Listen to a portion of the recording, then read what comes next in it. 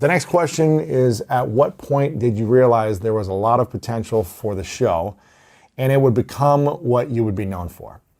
You have to understand, guys, this was before podcasting was a thing. This was just an audio podcast. 2013, we launched. January 2013, we launched. No one knew what podcasting was. You had to like educate people. You had to go on your computer to listen to a podcast. It was in iTunes. You had to tell people where to go. You had to go download this thing and then click here and then click subscribe.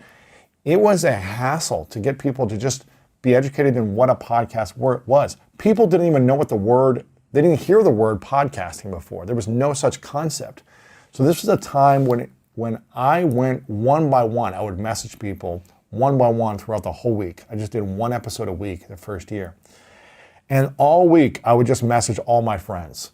And then I'd find new people to message who I thought might be interested in that topic or the guest that I had on. And it was probably 6 months in where I started to get people noticing it, and they were like, hey, I'd love to be on your show. And it was tiny. I didn't even get 1 million downloads the whole first year. Total. It got 750,000 downloads in the first year of me going all in, obsessing about it.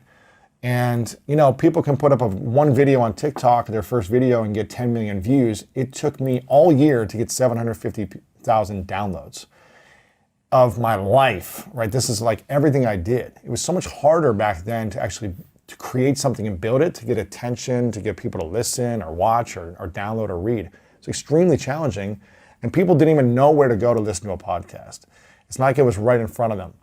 So within 6 months, people started reaching out and saying, hey, I'd love to come on your show. Whereas before, it was just me reaching out to people that I knew, trying to get them to come on and convince them to come on this show that was brand new, that no one even knew how to listen to. And there was no video, nothing. But every year, something would happen. We started an event, Summit of Greatness. I wrote the School of Greatness book, which came out a few years later, which then that became a massive New York Times bestseller, and all the press and opportunities and getting on, GMA and Today Show and Ellen and, all these different things, getting all the press and attention started to build. But it was because of the consistency of the podcast. The podcast was the foundation that added value to people listening, which then people said, hey, can you do a live event so we can all come together and get to meet each other?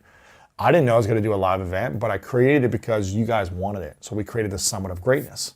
You can go to summitofgreatness.com and check out for the information for the event coming up later this year as well. Then people said, hey, can you distill all the wisdom that you've learned from this show over a few years and make a book?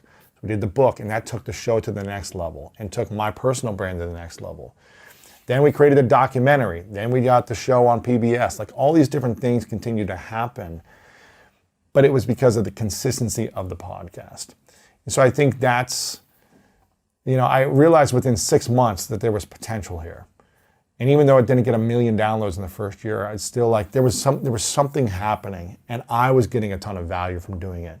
And so that was what excited me, that I was learning a lot, and I was helping people that I was interviewing and helping people who were listening to it. So that's what became important to me.